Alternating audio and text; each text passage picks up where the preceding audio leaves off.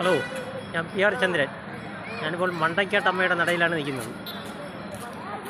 കന്യാകുമാരി ജില്ലയിലെ കുളച്ചലിന് സമീപമുള്ള ഒരു ക്ഷേത്രമാണ് മണ്ടയ്ക്കാട് ഭഗവതി അമ്മൻ ക്ഷേത്രം.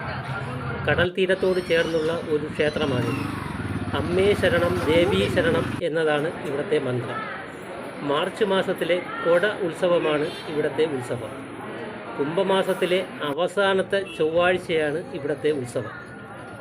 ശ്രീചക്രത്തിന് മുകളിലുള്ള ഒരു ചിതൽപുറ്റിലാണ് ഭഗവതി കുടികൊള്ളുന്നതെന്നാണ് വിശ്വാസം.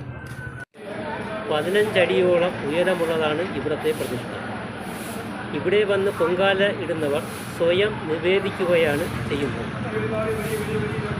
ഈ ക്ഷേത്രം പണിതത് മാർത്താണ്ഡവർമ്മ മഹാരാജാവാണെന്നാണ് വിശ്വാസം.